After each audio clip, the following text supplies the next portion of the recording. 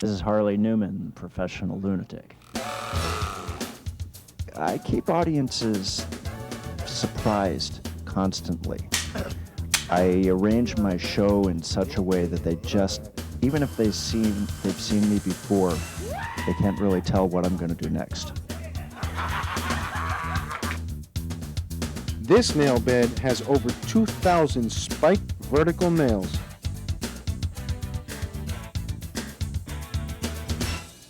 Laying on a bed of nails is considered relaxing by many standards of meditation. But Harley takes it to another level by letting me stand on top of him while laying on a bed of nails. Now imagine the pressure here, 5 people standing on top of him as he lays on the nails. Total combined weight here is over 700 pounds.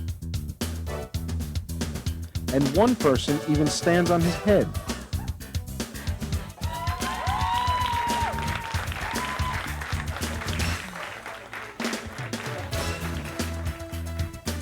As you can see, this one consists of 4 9-inch nails. This is the world's smallest and most dangerous bed of nails. Only 4 nails. If you want to imagine 7,800 PSI, imagine an elephant standing on a peanut on 1 foot. Here we go. As far as I know, this one is a world record. Minimum number of nails in a bed of nails. I tried to get this in the book of records, and they sent me a rejection letter that says, we consider this too dangerous to publish. Harley is the only man I've ever met that asked me to tie a rope around his neck and try to strangle him with all my strength. Demonstrating that his machetes are razor sharp, Harley does his famous mid-air melon samurai slice. And barefoot is how he climbs the ladder of swords.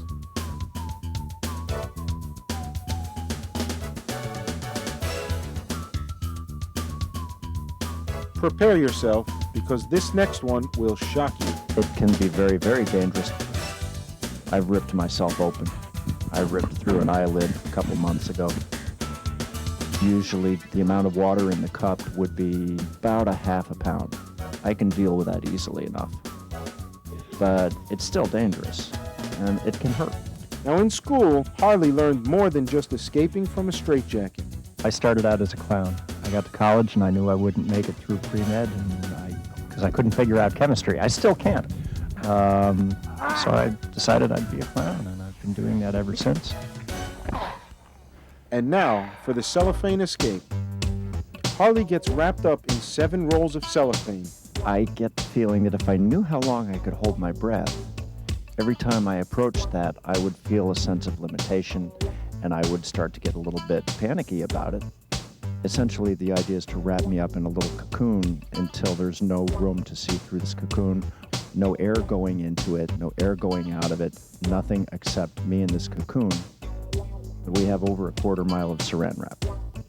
Being very hot, being in a very small place, being without air, these are terrifying things. So when we get past the point that they know they can't hold their breath, that's when it starts becoming interesting to them.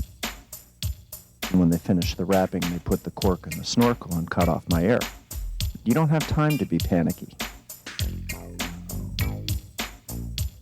1:15. With no air inside the cocoon, Harley holds his breath as long as possible. 2 minutes. Most people cannot hold their breath for more than a minute.